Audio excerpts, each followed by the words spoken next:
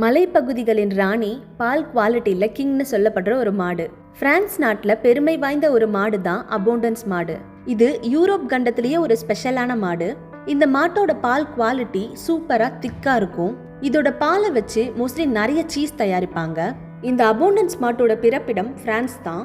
பிரான்ஸ்ல உள்ள ஆல்ப்ஸ் மலைகள்ல தான் இது ரொம்ப பாப்புலர். இந்த வகையான மாடுகள் பார்க்கறதுக்கே ரொம்ப வித்தியாசமா இருக்கும். இதோட உடம்பு ரெட்டிஷ் பிரவுன் கலர்ல, ஃபேஸ் ஒயிட் கலர்ல இருக்கும். அப்புறம் இதுக்கு உறுதியான கால்களும் இதோட கொம்பு லைட்டா வளைஞ்ச மாதிரி இருக்கும்.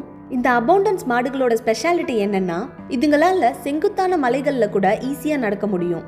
அதோட புல்லு கம்மியா இருக்க இடங்கள்ல கூட இதுங்களால அட்ஜஸ்ட் பண்ணி வாழ முடியும். மலைகளோட கோல்டு கிளைமேட், செங்குத்தான மலைச்சரிவு, இந்த மாதிரி பிளேஸ் தான் அபோண்டன்ஸ் மாடுகளுக்கு ரொம்ப பிடிக்கும். இந்த அபோண்டன்ஸ் மாடு நிறைய பால்லாம் கொடுக்காது. ஆனா இந்த மாடுகளோட பால் ஃபர்ஸ்ட் கிளாஸ்ல திக்கா, அதோட கிரீமியா, சூப்பர் குவாலிட்டியா இருக்கும்.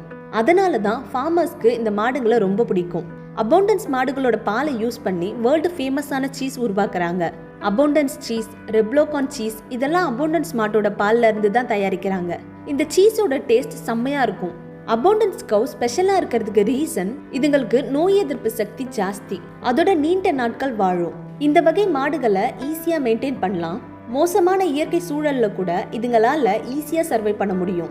அதனால மலைகள்ல இருக்க ஃபார்மர்ஸ்க்கு அபோண்டன்ஸ் மாடு ஒரு பொக்கிஷம் மாதிரி. இந்த மாட்டுக்கு அபோண்டன்ஸ்னு பேர் வர்றதுக்கு ரீசன், இதுங்க அபோண்டன்ஸ்னு சொல்லப்படுற ஒரு பள்ளத்தாக்குல தான் ஆரம்ப காலகட்டத்தில் வாழ்ந்துட்டு இருந்ததுங்க.